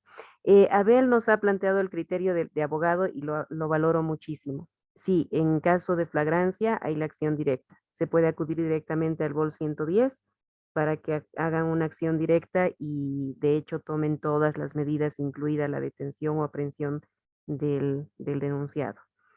Efectivamente. Es decir, quizás valdría la pena pensar en otro tipo de charla más específico, más profundo, y también que nos toque en la conferencia especificar más. Es decir, qué pasa si es un hecho que se encuentra en flagrancia, qué pasa si es un hecho antiguo, qué pasa si sucedió cuando la persona era menor y ahora es mayor. Podría ser un buen ejercicio. De hecho, hay un vademecum que ha sacado la Santa Sede que no saben cuánto ha ayudado a entender este tema. Porque si ustedes tienen que conocer la norma, una norma, otra norma, tanto canónica como de la justicia ordinaria, se hace todo un menjunje difícil de asimilar. Entonces, el vademecum que sacó la Santa Sede ha sido muy clarificador, súper positivo, ha ayudado muchísimo. Y lo han hecho antes de que se modifique o se actualice el título 6 del Código de Derecho Canónico que se refiere a los temas penales. Y a mí me gustó mucho el comentario que hizo uno de los miembros de la Congregación para la Doctrina de la Fe, porque nos decía, hemos decidido sacar el vademecum inclusive antes de que termine el trabajo de la comisión que está haciendo la reforma del título 6. ¿Por qué? Porque si esperamos a que sea el momento, si esperamos a que llegue la circunstancia, esperamos a que las cosas sean mejores, nos vamos a pasar la vida entera esperando. Entonces es mejor comenzar a actuar y luego ir ajustando, corrigiendo todo lo que haya que ajustar o corregir. Hoy comenzaremos con lo que tenemos y puede ser interesante que ya sea desde la conferencia episcopal o ya sea desde otras instancias de iglesia, se vaya avanzando no solo en el protocolo general o las líneas guía generales, sino en temas más específicos. ¿Qué pasa si encontramos en flagrancia? ¿Qué pasa si hay la denuncia por esta circunstancia o esta otra circunstancia? Y con los abogados, ligados o no ligados a la iglesia, se pueden ir construyendo interesantes documentos que sean orientadores. Y podríamos pensar también en un vademecum, valdría la pena, desde la realidad boliviana. Y lo que mencionaba Abel, que también quiero rescatarlo, es vosotros sois la luz del mundo, impone la obligación, primero, de que las conferencias episcopales tengan líneas guía. Y es interesante porque si no lo ponía como obligación, no hubieran salido en casi ninguna parte del mundo.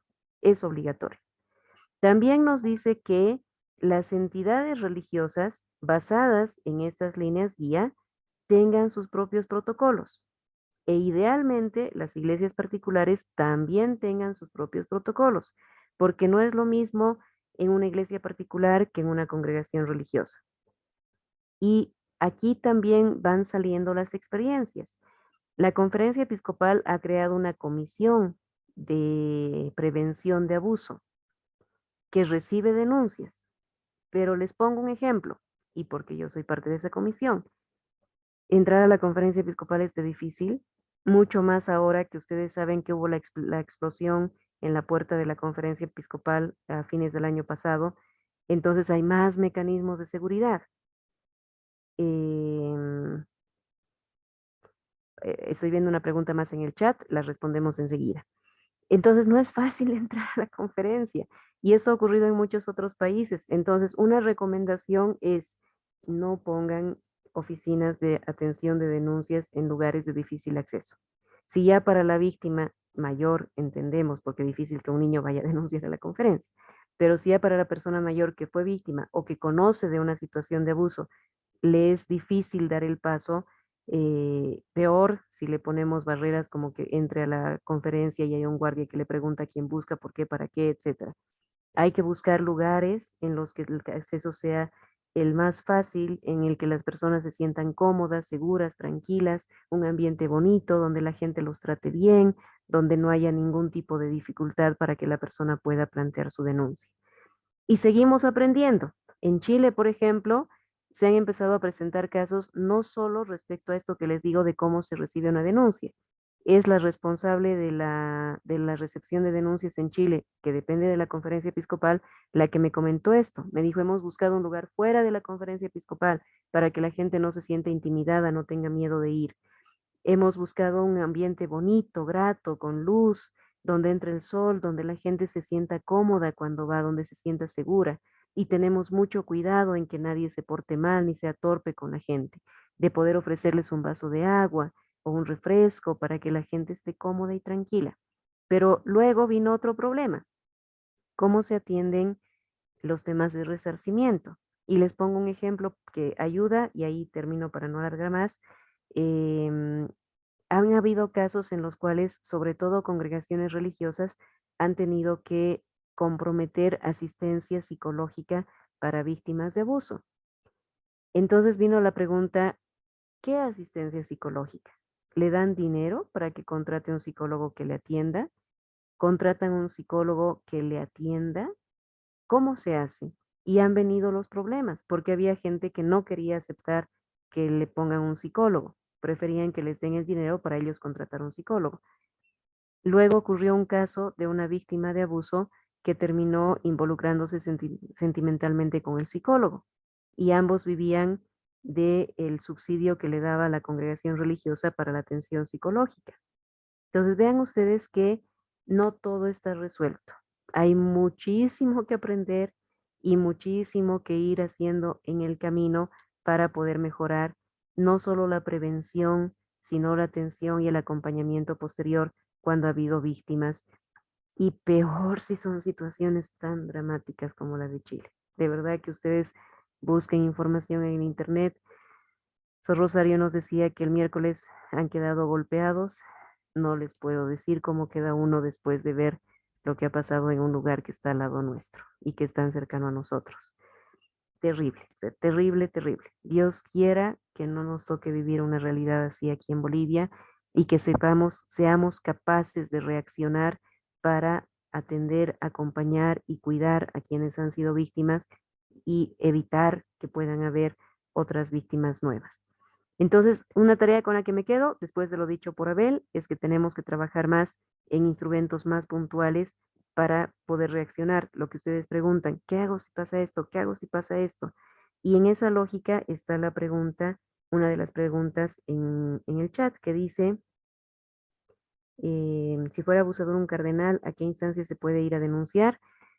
La verdad que si es cardenal, en general los cardenales que conocemos aquí en Bolivia son obispos y aplicamos la misma lógica de los obispos. Buscamos a quien tenga mayor edad que él y si no encontramos a quien tenga mayor edad que él, acudamos a la nunciatura.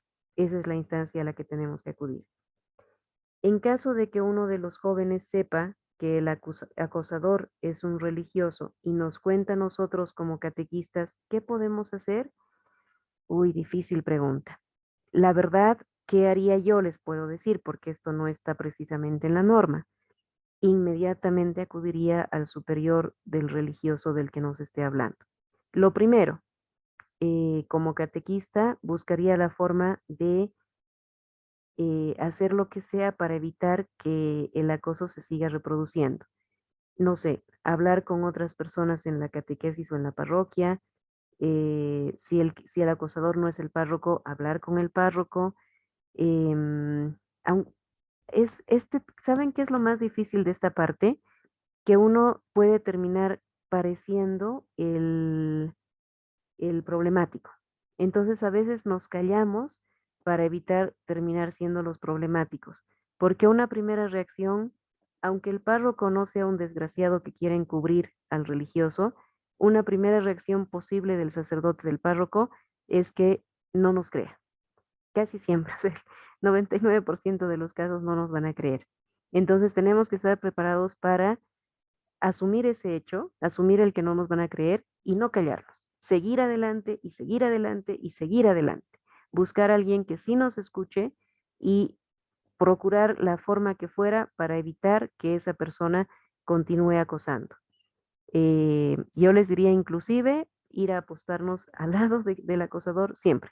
No dejarlo solo, estar con él donde vaya y a donde vaya y haga lo que haga.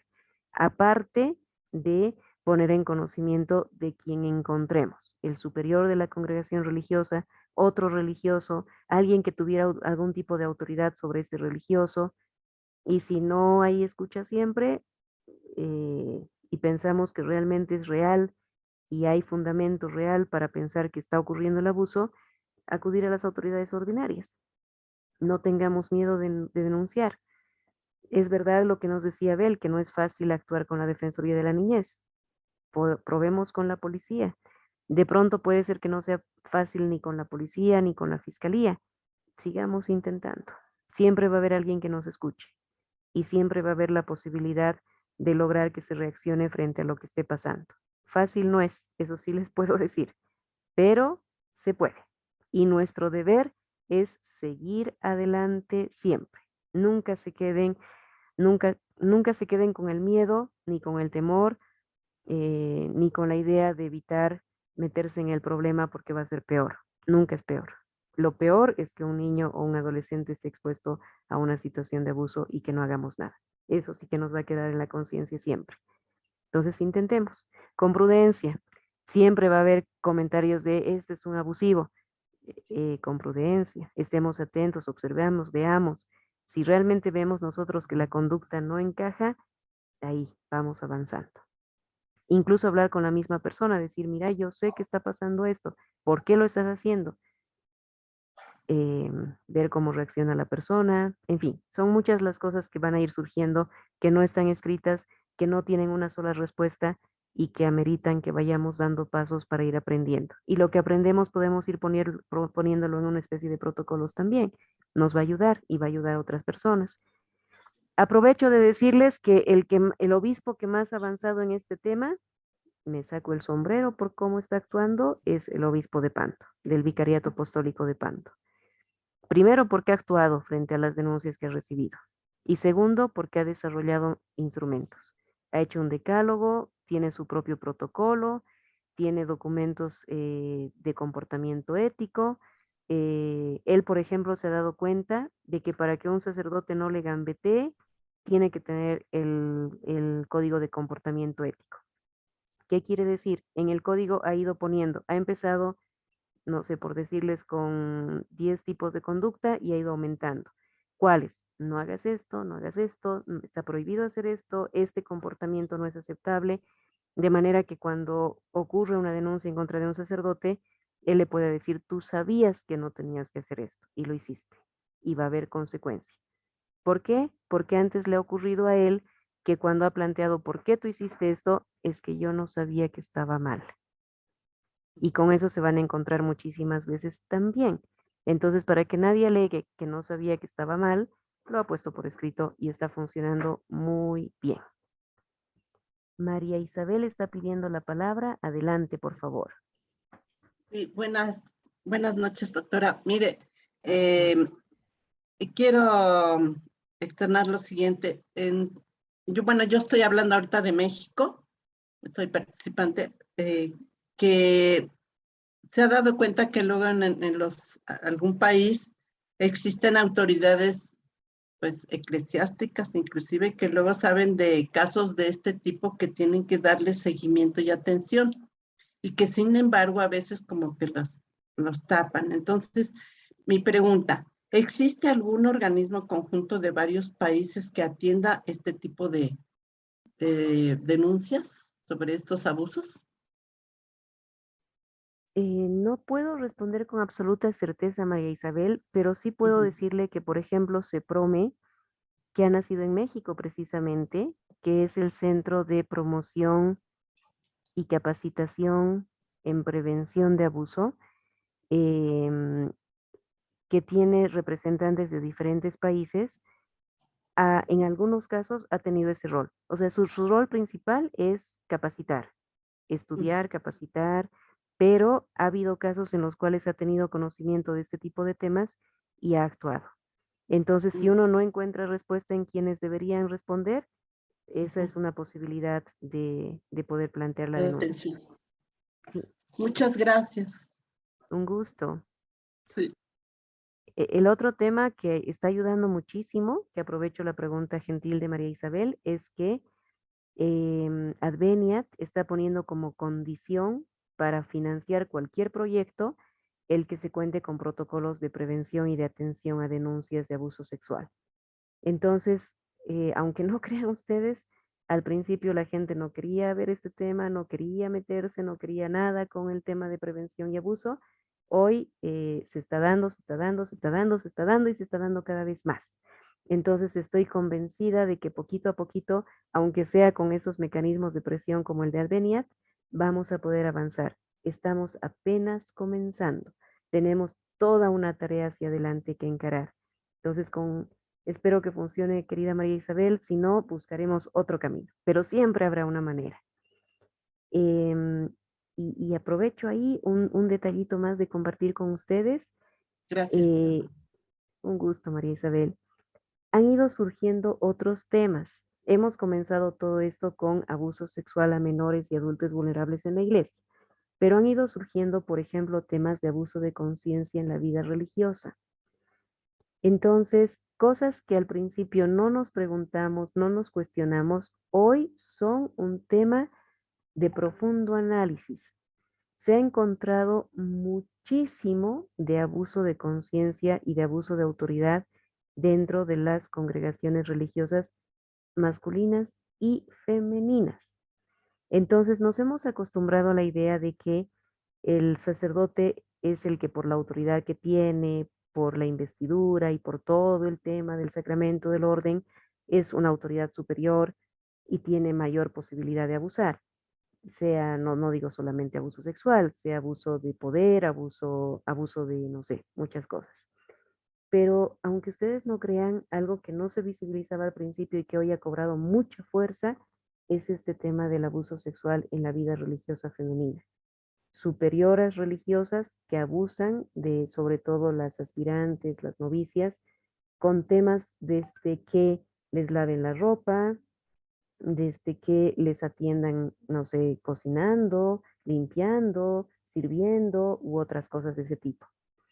Es difícil la línea divisoria de lo que es el compromiso de servicio versus el servilismo. La verdad es que también eso hay que construirlo y trabajarlo mucho. Hay casos de denuncias de aspirantes a la vida religiosa que mencionaban que las hacían levantar muy temprano. O sea, es lógico que en la vida religiosa no se levante temprano, pero esto era exagerado. Y de estar en actividad todo el día, agotadísimas, que no les permitían comer a ciertos alimentos o que solo les daban horas específicas para comer. No sé, situaciones muy extremas. He conocido de un caso en España en el que no les permitían comer ningún dulce, o sea, ni galletas, ni caramelos, ni nada. Uno veía a las aspirantes y eran piel y huesos, porque además les restringían el acceso a la alimentación. Este tipo de cosas son abuso y no deben darse. Entonces, de pronto, lo que comenzó como un trabajo para la atención del abuso sexual en la iglesia está ampliándose a comprender que hay otras situaciones de abuso respecto a las cuales tenemos que estar atentos y aprender de todo eso. Y también otro tema, voy a separarlo para no mezclar las cosas. En Chile ha habido un caso que a mí me ha impactado enormemente. Es una teóloga que da su testimonio, no recuerdo el nombre, mejor, porque a veces mencionar es complicado, que ella comenta cómo cuando entró a la universidad a estudiar teología, el sacerdote, que era el que acompañaba el tema pastoral, no en Bolivia por si acaso, en otro país, se hizo muy cercano a ella. Entonces le dio la confianza para que ella le cuente lo que había pasado, le cuente cosas muy íntimas de su vida, problemas que tuvo, no sé, X, Y, Z, se confiese con él, etcétera, al extremo que él conocía cosas muy privadas de la vida de él. Y comenzó a chantajearla, a decirle que si ella no se sometía a las relaciones sentimentales, sexuales con él iba a develar lo que ella le había comentado, lo que ella le había compartido. Y durante años abusó de ella.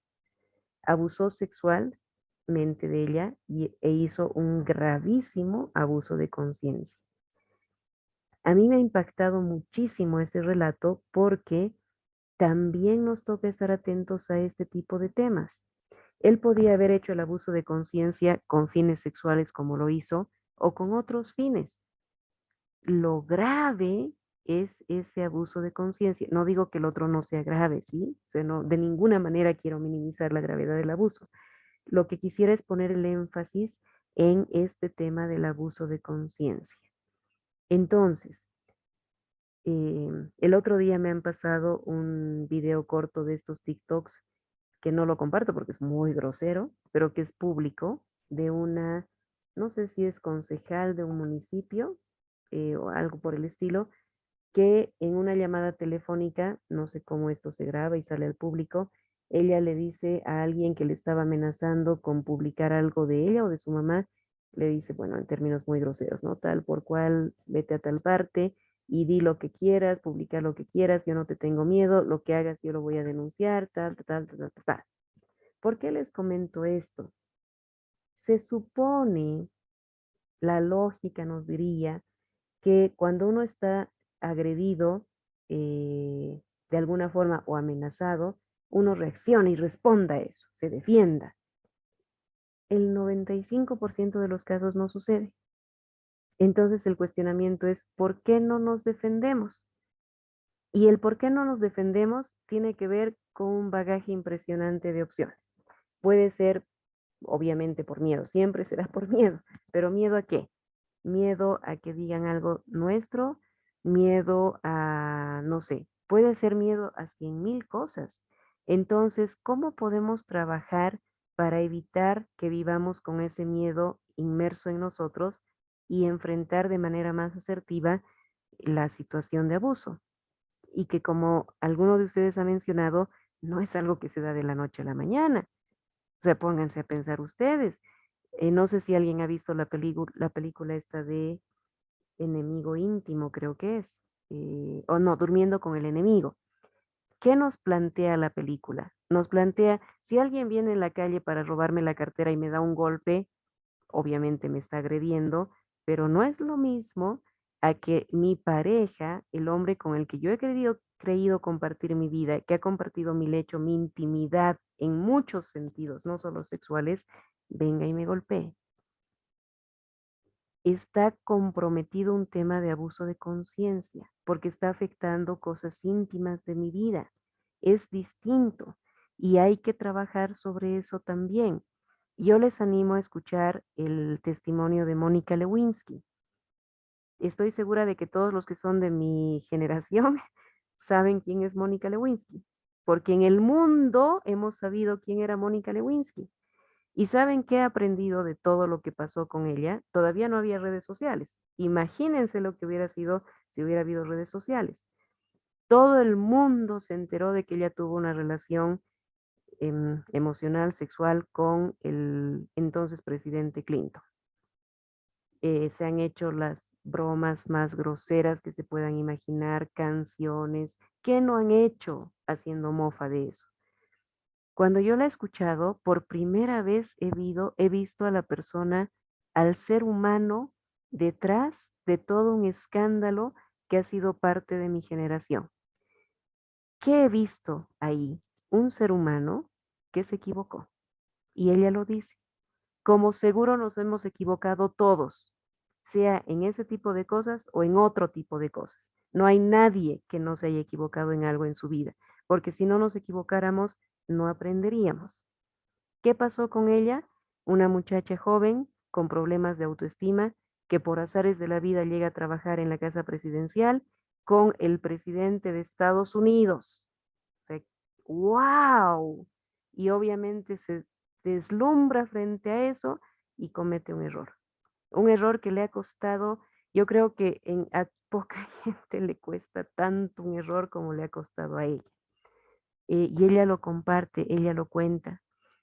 Escucharla nos demuestra lo fácil que es señalar con el dedo, acusar, cuestionar, juzgar a los otros y no pensar en nosotros. Es cuando realmente entendemos el que es más fácil encontrar la aguja en el ojo ajeno que la viga en el propio. Ahora, ¿por qué les comparto esto? Porque en temas de conciencia se van a encontrar ustedes 1000 cosas. Porque el abuso de conciencia se hace parte de todo, de la vida personal, de la vida familiar, de la vida laboral, obviamente de la vida religiosa, de la vida sacerdotal, etc. Entonces, además de prevenir también estos temas, nos va a tocar trabajar fuertemente en cómo actuar frente a estos temas. Me animo a compartirles una experiencia personal. Siendo abogada y habiendo yo acompañado a muchas mujeres víctimas de violencia en demandas, en denuncias y en muchas cosas, de pronto un día me he dado cuenta de que yo estaba siendo víctima de violencia por parte de mi cónyuge. No había violencia física. Entonces yo misma me negaba a aceptar el hecho de que estaba siendo víctima de violencia. Y he permitido que las cosas lleguen a tal extremo que han derivado en lo más doloroso que me podía ocurrir en la vida, que fue el secuestro parental de mi hijito. He estado 84 días secuestrado por el papá, hasta que por bendición de Dios, que le agradeceré el resto de mi existencia, logramos encontrar a mi hijito y a Dios gracias, él está conmigo ahora. ¿Por qué les comparto esto? Porque un amigo abogado que me estaba acompañando en un proceso posterior a todo lo que pasó, un día me dijo, no entiendo por qué. Yo la conozco de años, él me conoció ya como abogada, siendo estudiante, y me dijo, doctora, no entiendo por qué. ¿Qué le pasó? ¿Cómo no actuó? ¿Cómo no reaccionó antes frente a lo que ha pasado? Y él me lo ha dicho abiertamente, me ha dicho, yo tengo un carácter horrible, pero mi mujer me para, me pone límite, y eso hace que yo no llegue a otros extremos. Me he quedado pensando en eso muchísimo y me ha ayudado muchísimo para darme cuenta de que uno no puede sentirse inmune a las situaciones y menos a las situaciones de violencia. Entonces es importante que nos preparemos para responder a los desafíos que se nos presenten. Y que es fácil responder cuando son desafíos de terceros, pero cuando son desafíos nuestros, se comprometen muchas otras cosas más. Entonces yo me he dado un tiempo para analizar y preguntarme por qué lo permití, por qué dejé que las cosas lleguen. Y he comenzado este análisis hace más o menos 8 años atrás y sigo en el análisis de cuestionarme y preguntarme qué me pasó. Y no saben lo que me ha ayudado y lo que me ayuda hoy para comprender que frente a la violencia nos toca también desarrollar mecanismos para poder enfrentarla y salir de esos ciclos. Cuando la violencia es física, como que es más objetiva. Cuando la violencia psicológica es más compleja. No digo que sea menos grave, es gravísima, pero es más compleja de detectar y de analizar y de entender. Y cuando la violencia es de conciencia, peor. Entonces, en la iglesia nos toca estar muy atentos a este tema del abuso de conciencia, no solo por lo personal que nosotros tengamos, sino por acompañar, por ayudar, por aconsejar a quienes en algún momento pudieran estar pasando por esa situación. Otra tarea que se ha abierto, vean ustedes, nadie pensó en eso cuando se inició el trabajo para luchar contra el abuso sexual, pero ha tomado una fuerza enorme. Y ese testimonio que les comento de esta teóloga ha sido profundamente impactante, porque ¿quién se imaginaría que el confiar en alguien, en compartir cosas íntimas, sea el mecanismo que se utilice para someternos a algo que no queremos? Y en ese caso han sido años de años de años de abuso al que ha estado sometida esta persona. Eso es. Cierro esa partecita y ustedes me dicen si hay otra inquietud o algo que quieran compartir o preguntar. Tenemos 10 minutitos más. Deben estar cansados, 2 horas son largas, pero de pronto todavía da margen a aclarar algo más.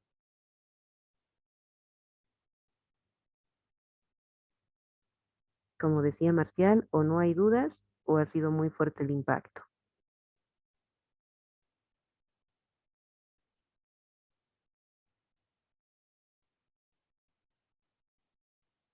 Bueno, si les parece, no sé, Marcial, si tenemos que compartir algo más. Bueno, Paula levanta la mano. Adelante, por favor, Paula. Doctora, buenas noches. ¿Me escucha? Buenas noches. Sí, se escucha. Ya. Tengo una duda, doctora, ahora que usted estaba entrando al tema de lo psicológico, digamos. La anterior, el miércoles, se habló de algo que me ha impactado a mí en lo personal. Hablamos del adulto vulnerable. Está catalogado como adulto vulnerable las personas que tenemos que reconocer que hace algunos años atrás no se hablaba mucho de esto, ¿no? La salud mental, pero ahora es algo que no podemos tapar, digamos. Es algo que muchos jóvenes e incluso adultos que podemos observar, no sé, o tal vez han debido conocer a algunos más que son adultos ya con familia, que igual están, digamos, en esto de, no sé, la depresión y demás. Entonces, un adulto vulnerable también podría ser catalogado una persona con, no sé si valga lo que me expreso, con enfermedades de salud mental, doctora. Sí, claro que sí, Paula. Solamente que no todas son diagnosticadas. Es inequívoco que alguien que tiene diagnóstico psiquiátrico de un problema, por favor, siempre es bueno tener presente que no son los locos los que van al psiquiatra. Y habrá que medir qué se entiende por loco o no. Podemos haber muchas personas con padecimientos psiquiátricos que necesitamos asistencia. La cantidad de casos, por ejemplo, de bipolaridad es enorme. Yo no me imaginé que podía haber tanto caso de bipolaridad.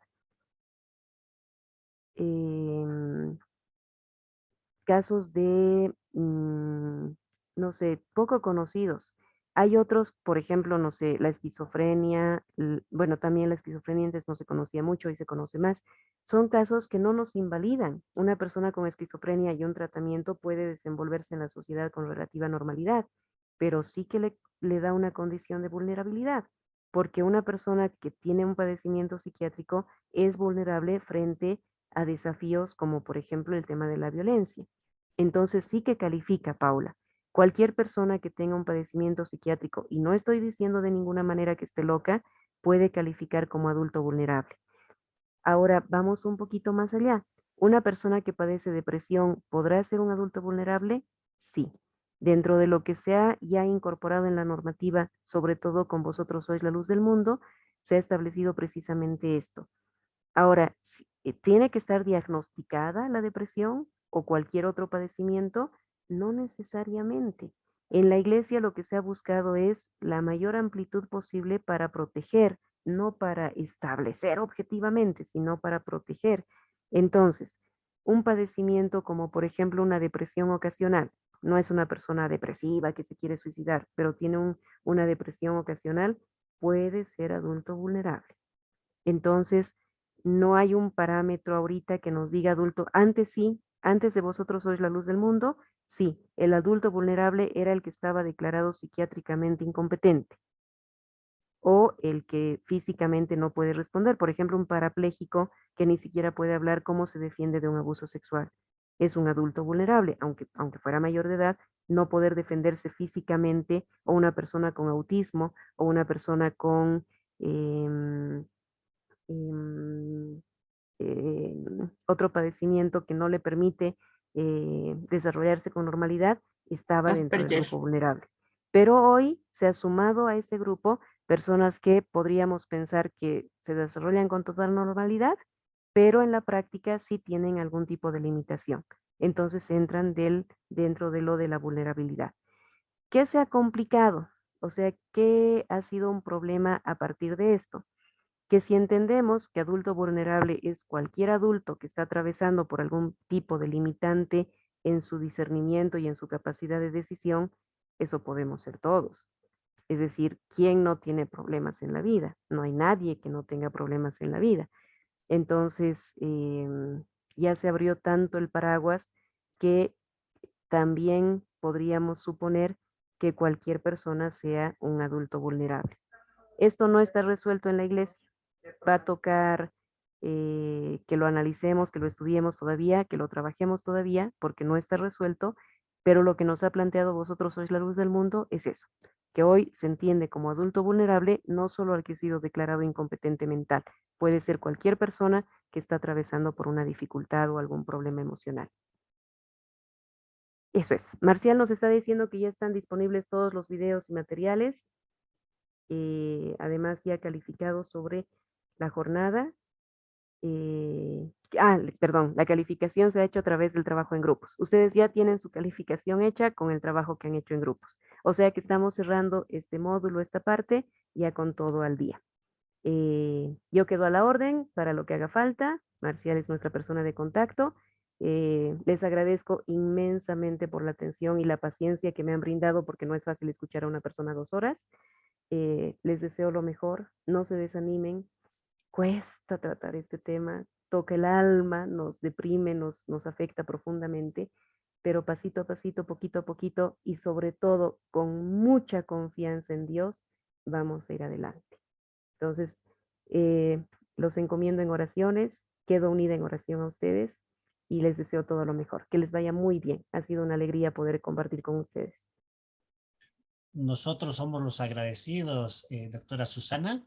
Y para esto voy a dar paso a la hermana Felicidad Gutiérrez. Ella es la directora de la carrera de Ciencias Religiosas en la Universidad Católica Boliviana. Buenas noches, hermana. Buenas noches, Marcial. Buenas noches, licenciada Susana. Buenas noches también a todos los participantes. Sí, como indicaba Marcial, nosotros somos agradecidos. Y gracias por las luces que nos ha dado en estos 2 encuentros. Realmente muy interesante todo lo que nos dijo y las aclaraciones, más que todo, ¿no? Porque referente a este tema siempre creo que vamos a tener algunas dudas, algunos temores, y algo que consultar a alguien, ¿no? Y ya con todo lo que nos ha ido diciendo en estas 2 jornadas, yo creo que ya algunas dudas ya se nos han aclarado, ¿no? Gracias, licenciada. Las gracias en nombre de la Universidad Católica Boliviana San Pablo y también en nombre de la Conferencia Episcopal Boliviana. Y también agradecerle por su disponibilidad, dijo, ¿no? Que cualquier cosa usted va a estar ahí. Ya están escribiendo ya. Tengamos la necesidad de algún tema referente a esto, pues estaremos hablando, como se dice, ¿no? Estaremos llamando. Gracias. Agradezco enormemente las palabras y de verdad ha sido un privilegio poder compartir con ustedes. Me llevo en el corazón ese recuerdo maravilloso. Gracias. Sí, nuevamente agradecemos, ¿no?, a la doctora Susana y la asesora en la Conferencia Episcopal Boliviana. Yo le decía, así en tono de broma, ¿no? Por lo menos algo hemos aprendido. Y si no, por lo menos ya sabemos que en la doctora tenemos un referente, quizás para denuncias, para algunos otros casos que se presentan en estos ámbitos, ¿no? Ya ustedes le conocen. Ella está a cargo en lo que es protección de menores, se llama, ¿no, doctora? Y creo que tenemos una página web que está el documento también. Y había una pregunta que ahora se me venía a la mente, ¿no? Que alguien preguntaba en el anterior módulo. ¿Y existe un equipo interdisciplinar, no? Entonces, si Tomás, aprovechamos.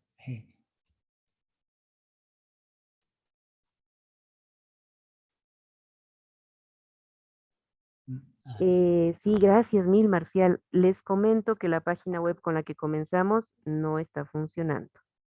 Ya nos han dado una sacudida muy bien dada, además, en la conferencia, a los de la conferencia. Pero ahora se está relanzando la página web de la Conferencia Episcopal. Habían como 4 o 5 páginas ligadas a la Conferencia Episcopal. Los obispos han decidido fusionar todo en una página que se va a relanzar.